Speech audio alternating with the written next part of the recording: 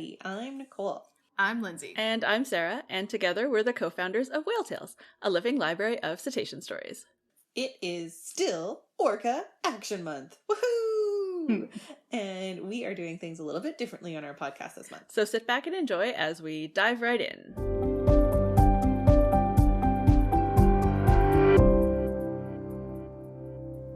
Happy Orca Month, it's Orca Month, and you can take action for awareness. We have been exploring a different BC killer whale ecotype every week this month, and this week, on this episode, we are going to be looking at the resident killer whales. Residents can be further broken down into two subpopulations that do not interact with each other, the northerns and the southerns, named geographically for where the majority of their range is, off the coast of BC. Technically, we're going to look at the northern residents today and the southerns next week, because that's how we decided we were going to do it. So that's how it's going to be. Surprise, surprise, we're in charge of our own podcast. But first, a couple of notes about residents, whether they are northerns or southerns.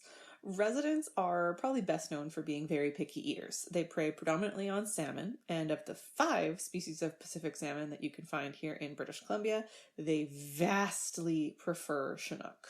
They also all live in very tight-knit family groups called matrilines, which consists of a mother and all of her descendants, sometimes over 5 generations, all hanging out together in one family group. The northern resident population is much larger than the southerns, composed of 34 matrilines and over 200 individuals. Northern residents range from southeast Alaska to northern Vancouver Island and in the inlets of BC's central and north coasts. Northern residents are organized into 3 separate acoustic clans. The A clan, the G clan, and the R clan. I don't know what the letters mean, don't ask. Clans consist of multiple matrilines that share a distinct set of calls. So all of the matrilines in A clan sound similar, and then all of the G clan matrilines sound similar, and all the R clans sound similar, and there's a lot of variety between those clans.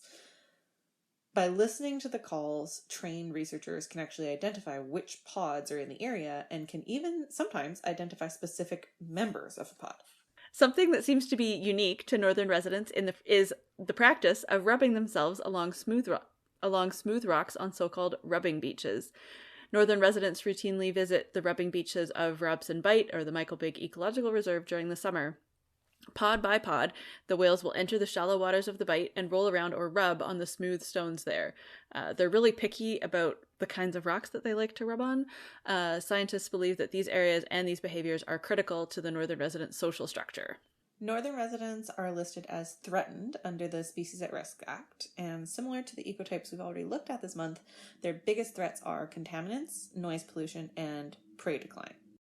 Marine protected areas are especially important for animals like this because they like to spend a lot of time close to shore. The northern residents are in less population dense areas for human populations, but we can still do a lot by preserving their important ecological habitats like the Michael Big Ecological Reserve and other areas that are important for feeding or social or mating behaviors for individuals like the northern residents. And protecting these marine protected areas can also help to protect all species in the ocean because it's all connected. The circle of life. Can we sing it in every episode? Yes, we can. Challenge accepted. If the idea of marine protected areas and ocean conservation like that is important to you, you can always write a letter to your elected officials because they are the ones that are responsible for signing the legislation that preserves those areas for all time. Yes, we have, there are some temporary ones put in place for southern residents in the summer, which you can find more about on the internet, and DFO tweets about them quite a lot, and we do share those tweets when they come out. Mm-hmm. They are important to look out for when you are going to be doing some recreational fishing in the Salish Sea, and also probably in upper in the northern parts of Vancouver Island, because I'm sure there, obviously, besides from Michael Bight Reservation area, there are other marine protected areas up there that you need to be careful of, because it's not just killer whales that need to be protected along our coast. We got some good stuff Indeed. Down there in the ocean. Good stuff indeed. Yay, ocean. We are lucky enough to have a number of northern resident killer whale stories in our library, thanks to some of our regular storytellers. So be sure to check them out and have a read. They are under the dolphin category, in case you are concerned that we're not pedantic enough for you. We've got tons of different killer whale ecotypes there, including type Bs and type Cs from the Antarctic, which I just added in the last couple of months. I'm so excited, gonna catch them all. And so you can read those ones, and also northern resident killer whales at your leisure. And I think that's Northern Residents. Before we go, we want to take a quick moment to tell you about one of the many ways that you can support our podcast and everything we do at Whale Tales. You can leave us a rating or a review on your favorite podcast platform like Apple Podcasts or Spotify. This will help other people find the podcast and know that it's awesome, hopefully.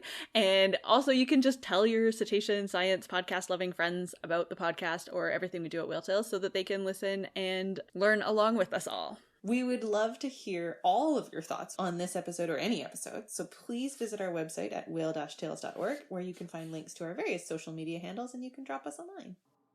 You can also tweet at us directly. I am FHG07, Sarah is Sarah K. Given, no H, and Nicole is Nick F. Cann, C-A-N-N. You can also head to our website to subscribe to the podcast, see the links to our merchandise, learn about supporting us and becoming a patron, and read over 1,100 whale, dolphin, and porpoise stories. That's whale-tales.org. Tales like the story, not tales like the animal. And if you've seen a cetacean, we would love to add your story to our library. Click the share link on our website. You can contact us on social media. Links are in the show notes. Or you can email us a voice memo and tell us all about your incredible encounter. Finally, we want to acknowledge that we recorded today's episode on the unceded territories of the Coast Salish people and the Musqueam, Squamish, and Tsleil-Waututh nations, as well as the homelands of the Tawasin First Nation. We will be back next week with our final episode for Orca Action Month, but for now, thank you very much for listening and for supporting us, and we hope you have a really great day.